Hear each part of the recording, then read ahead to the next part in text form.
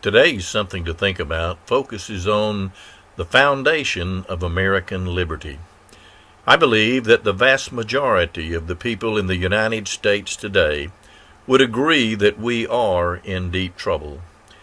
The evidence is all around, and we agree that there are problems.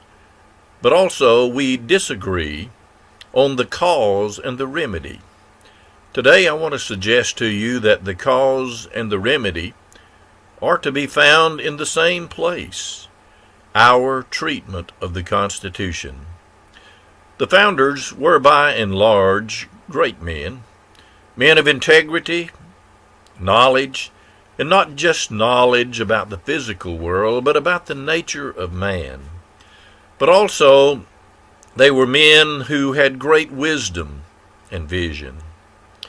These men recognized that the Constitution was the only foundation which could ensure the preservation of liberty and justice for all under the rule of law. They thought that it was so essential that every federal government office holder from Congress, the executive branch, and the judicial branch, with the slight exception of the president, were required to take a solemn oath to uphold and defend the Constitution against all enemies, both foreign and domestic. This last phrase of all enemies is not in the presidential oath, but he too is required to give an oath of fidelity to the Constitution and to see that the laws are faithfully executed.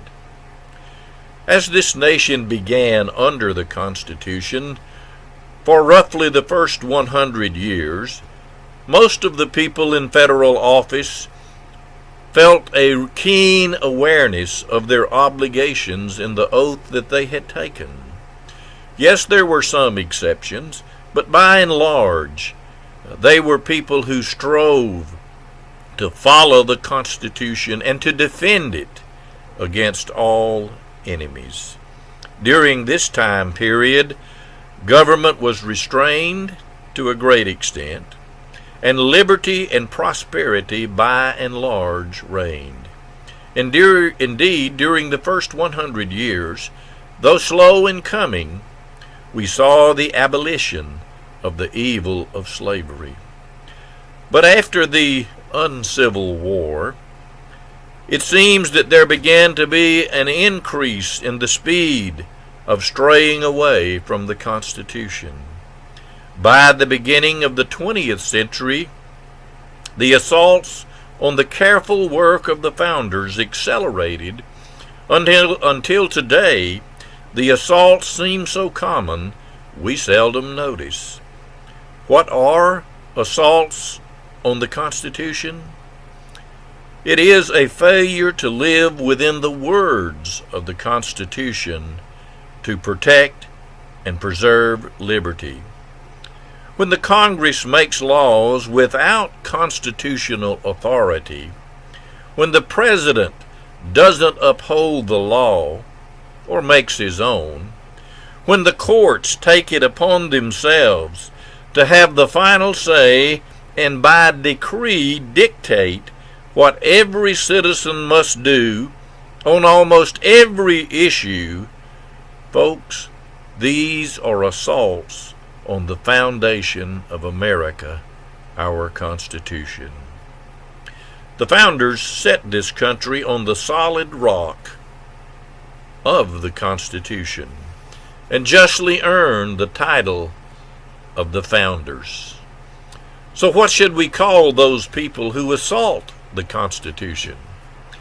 Well, perhaps we should refer to them as those who flounder. You see, the dictionary says that people who flounder are people who don't know what to say or what to do, who are slipping and sliding, and who are bewildered, and often they sink in the sea. Well, these are the kinds of people, unfortunately, who have been leading us for at least the last 100 years by and large. And so we need to decide whether or not we are going to be on the side of the founders, or are we going to continue to follow those who have floundered over the last 100 years? Next week, the good Lord willing, I plan to lay out exactly where in the Constitution itself that we find offered a possible way out of this mess if we have the courage and the wisdom to apply it.